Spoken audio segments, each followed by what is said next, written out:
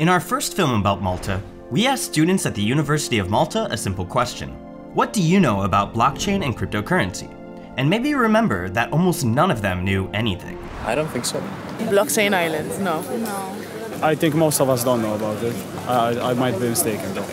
It's hard to believe, but the situation has changed after the release of our first film. And this is how the media can change the public discourse. What's happened at the University of Malta? Well, we'll talk about that in a little bit.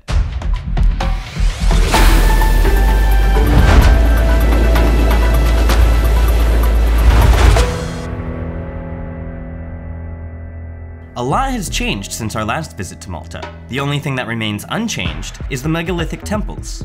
They've been standing here for more than 5,000 years, even longer than the Egyptian pyramids. Some scholars believe that these are the oldest freestanding artificial structures on Earth. Last time we were here, we didn't have time to see the temples. And this time, we didn't expect to see this.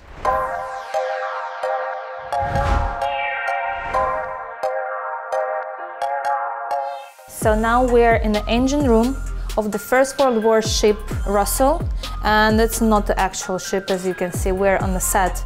Indeed, we are on the set for a documentary film, and these decorations are an exact one-to-one replica of a ship from the First World War. So everything is working. You can start the engine and it will start moving. We can have water splashes from all over the place, from the ceiling, from the bottom. During the filming, we can do the fire to show how the people used to work. And here is a realistic recreation of a 35-meter-long submarine, which is also part of the set design, but it is still being built for the upcoming movie. To raise money for the film, this Malta-based production company has even accepted some investments in cryptocurrencies. Our latest project, Russell, was partly financed by the group of investors with the cryptocurrency. We had around 1,000 bitcoins invested in our latest production. At the moment, the company is working on a massive project that will consist of 12 episodes, narrating various shipwrecks that occurred in the Mediterranean Sea. But the company's ambitions are not limited to only film productions. We have several projects in development stage at the moment. One of them is the online cinema platform, where in order to register or to be able to watch the films, you have to pay in the cryptocurrency. This project will be launched later this year. For the productions made in Malta, Maltese government is offering the cash rebate up to 27%, which means that the money you spend on the island, you'll get back. Which is the good reason for the big productions all over the world to come to Malta and make their movies here on this island. We have a very attractive tax regime. That's a known fact nowadays. But also, as a government, we have an open door policy, and we tend to describe ourselves as a disruptive government. There'd been a time when this building on the Castile Square was the house for the Knights of the Order of St. John, formerly the most venerable order of the Hospital of St. John of Jerusalem. And this building has been called the Auberge de Castile, or the Hotel of the Castile. In the 1740s, the building was completely rebuilt in the Baroque style, with a rectangular layout and a courtyard. Named the best building in Malta, it now serves as the palace for the Maltese government. And here, one of the most promising and innovative crypto and blockchain-related pieces of legislation in the world is being developed. So on the 1st of November, as you know, the bills came into effect. Now the MFSA is in the process, and I'm informed that in the coming days they will be issuing the first list of the VFA agents. These are the, so to speak, the gatekeepers, the first contact for applicants dealing in virtual currencies would need to hire in order for them to submit an application with the Malta Financial Service Authority. That is the regulator which will regulate all stakeholders that have or are dealing with virtual currencies. We are also looking into other areas. For example, when it comes to land registry, when it comes to registration of renting contracts in terms of housing, anything that has to do with registration practically, because registries are the prime use example for blockchain. And we are also looking into other areas, for example, when it comes to logistics. And given our geographical position, the center of the Mediterranean, it's only natural for us to look into that direction. The Maltese government has not stopped and is moving further. This year, the University of Malta has launched a degree on blockchain tech, and if earlier it was just several courses related to the emerging technology, now it has become a full-time master's degree program. And the idea behind it is to allow for different professionals to get specialization in their particular area, be it IT, be it business and finance, or be it law and regulation. But it also gives them an introduction to the other peripheral areas, because working in this industry, you really require the multidisciplinary expertise that makes up this exciting new field. In October 2018, the government announced it was granting 100,000 euros to offer students a scholarship scheme so they can specialize in blockchain. The program is open to everyone, and it has an interdisciplinary approach. We will promote uptake in this particular master's not only, but also in other master's and PhD programs.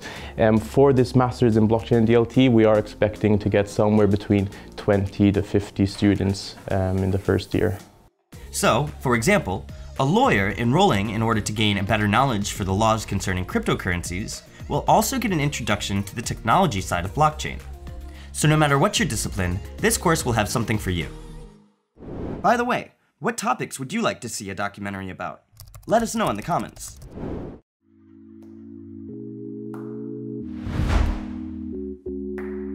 Now, Malta is the first country in the world to issue education certificates on the blockchain. Last year, it was launched as a pilot project for just a few weeks, but now this project extends to all educational institutions in Malta. So, practically speaking, Malta is the only nation in the world where all education certificates are issued on the blockchain. Today, the government is looking into other areas of services. For example, it is at a very advanced stage when it comes to the registry of companies.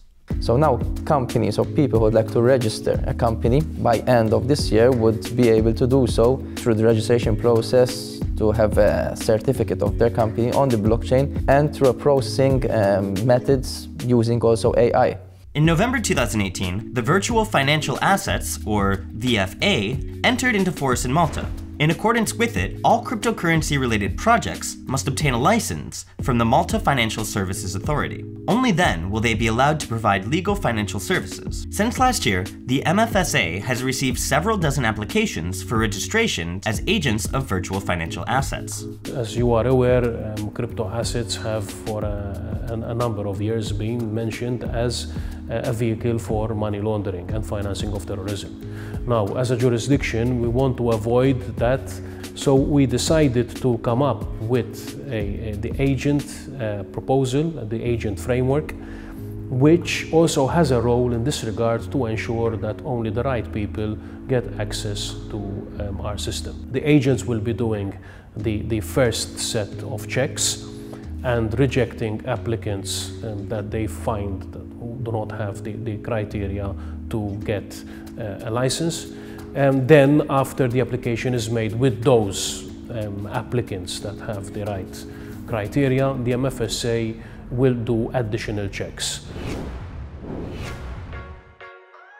5 months after the Virtual Financial Assets Act, or the VFA Act, entered into force in Malta, the domestic financial regulator approved 14 VFA agents. Agents are now obliged to evaluate their clients' business plans to make sure they comply with regulations before applying to the MFSA. Basically, the Malta Digital Innovation Authority will focus on the technology. Besides that, but we will also cater for innovative technology arrangements which do not fall under the virtual financial assets or the gaming, like for example health, education, shipping, etc. Those they can bring their technology arrangements directly to MDIA for certification.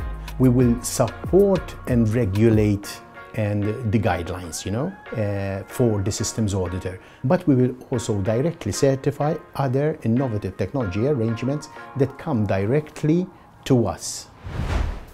After spending some time trying to understand the government's perspective, we wanted to see what the business community thought about the future of the industry here in Malta. So I think that right now, in this kind of slow period that we've had in 2018, it's been positive in the sense that it's allowed us to build a solid foundation and to begin to prepare ourselves for the coming years. And so I think that we're well poised to take advantage of that. And despite the fact that it was slow in general, I think that the future looks bright, without a doubt. I think the people generally are open to new technology. There's been a big shift of gaming companies coming here, now more blockchain companies. There are a number of companies here that we're aware of that will accept cryptocurrency as payment. Some very simple shops. There's a jewellery shop that will take a Bitcoin in payment, and others. So they're starting to get used to the idea. I'm a 7th generation here. The business began in 1804. And we've been selling jewelry and watches for decades now. So we have started to accept cryptocurrencies such as Bitcoins, etc. since last summer of 2018. And so far we've got some successful feedback from such clients, potential clients you can say. Is the popularity of cryptocurrencies affected your business? Yeah, there's been high demand for many hot watch pieces, and some alta gioielli as well. So it's been good.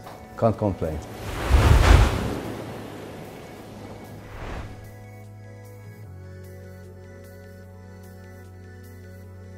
From last year we accept cryptocurrencies.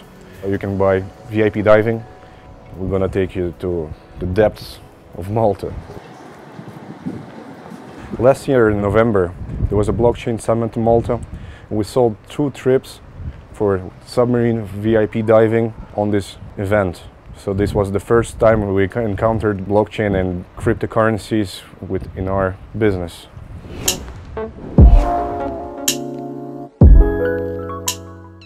To become commonly known as Blockchain Island, Malta has organized several major crypto conferences. Delta Summit 2018 was one of the most successful among them. The summit was born out of the fact that we have regulated this new space, and we want to showcase to the world what we've done in Malta, but also try to attract some of the world's best thought leaders, innovators, pioneers, entrepreneurs and minds, and get them all under one roof to share their ideas, insights, strategic foresight of how this industry is going to evolve in the next couple of years, show them what we've done, but also learn from their valuable experience, and at the same time create a structure where businesses thrive and we can form some kind of B2B relationship between all these companies that are innovating in the blockchain space, which was something that lacked at the time. It's part of Europe. A lot of the legal structures and financial structures that need to be in place are in place.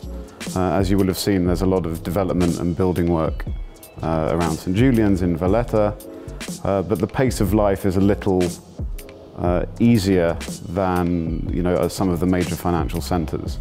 So if you want to concentrate and focus on core activity with fewer distractions, we find Malta a very good place to be for that.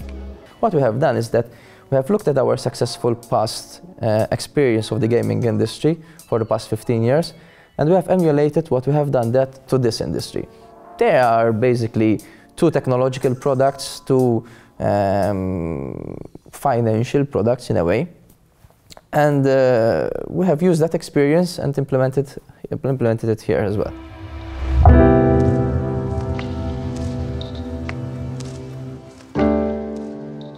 So it all sounds quite optimistic, and we wish the island luck. Meanwhile, the megalithic temples continue to stand. They haven't changed for thousands of years, but around them, a lot has. Stay tuned if you want to watch more documentaries like this. Like, press the bell, and share this video with friends. With your support, we can continue making such films.